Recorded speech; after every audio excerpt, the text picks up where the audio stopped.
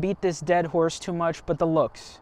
I think WRX looks way less sexy than it did in the early gens. The Blob Eye, the Hawkeye, the Bug Eye. I think all of those generations look sexy to me. You'll hear the saying, there's no replacement for displacement, and I believe this is so. But from a mechanical standpoint, I was trying to find more information online. It looks like the pistons and the rods were slightly revised on the FA24. But prime motoring, which we'll talk about later, came up with some numbers. People are still working on trying to push the stock block further and further, but we'll talk about why that's not feasible later on. The main difference between the FA20 and the FA24 is that the FA24 has a larger bore size. So the piston bore on the FA24 is a 94 millimeter bore, where the VA WRX with the FA20 has a 86 millimeter bore and 86 millimeter stroke. The strokes are the same and the compression ratios are the same on both motors. Some of the other revised aspects, the VA WRX used to have a plastic turbo inlet. It's no longer plastic on the VB WRX. It's now aluminum. This helps a lot with reliability. I've modified my V8 WRX, and on several instances the turbo inlet has cracked. I ended up with the Grim Speed. You can get the Cobb turbo inlet. It solves that problem. It's cast aluminum. Additionally to the turbo inlet, the other thing that's been revised is the stock tune. There was this infamous torque dip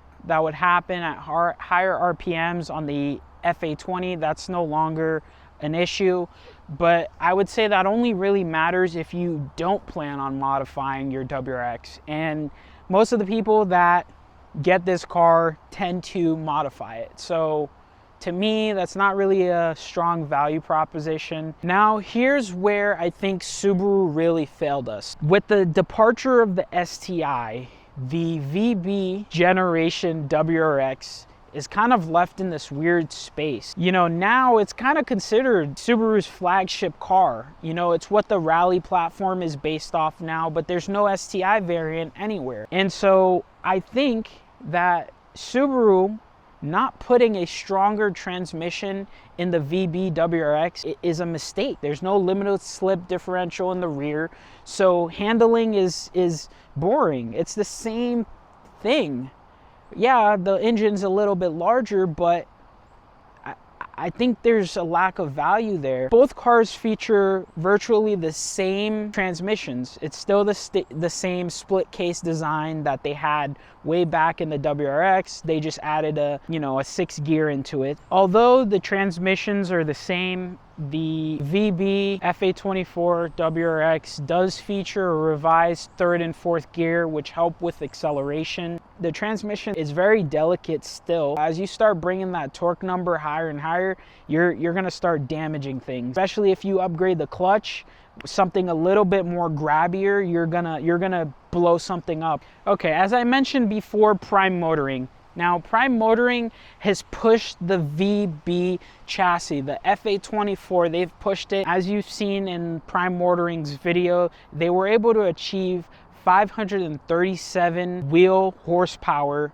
and 490 foot-pounds of torque. This was done with a STI drivetrain. This was done with non-stock fueling, which at the same mods, you're probably expecting about 450 for a FA20, which seems about right. 20%, you could kind of extrapolate that. Engine wise, you get a small bump in horsepower, but that's not enough for me to switch. And with that being said, if you're in the market looking for a WRX, it's probably better to go with the VB WRX. A little bit newer technology in there. It's probably a better choice. But honestly, if I had my FA20 and I was deciding whether or not I would go to a VB, it wouldn't make sense. I've seen people swap in FA24s in the VA WRX, but I don't think that makes sense. I think going to either Outfront or IAG and getting yourself a built block is probably the best way to go, just because if you guys know this car you'll understand that there is a ceiling to how much power you can really make on the stock fuel system. They don't really make injectors for this car. There is the Nordstrom injectors. They're really expensive, and the only real way to push the platform even further is to upgrade the low pressure and high pressure fuel pump. So you're gonna have to do that either way. Doesn't matter if it's an FA20 or FA24, the caveats are still there. Now, at the beginning of this video, I said that Subaru lied to you and people have been lying to you, and I think that's true. I don't think that the VB WRX is the next unsung hero. I seriously think that this is a marginal increase. I think Subaru really needs to invent something different. They need to push the technology. They've been providing us with the same flat 4 engine for the last 20 something years, and I think we need something new. We need a new combination. You can push like 800, 900 horsepower in the stock STI transmission, and with the new motor, that would have been a great combination. I could buy into that, but I really do think that if Subaru wants to be considered a serious company, they need to step up their game. If Subaru had implemented dual fueling, so port injection and direct injection, I think it would compete with BMWs and pretty much anything on the road, because that's really the Achilles heel of these two generations of WRX. There's no competition. They're the only company that really makes a manual sedan with all-wheel drive. Now, all-wheel drive isn't enough to sell cars. I really don't think it is. It's a wrap, guys. So again, thank you for tuning in. Peace out, guys.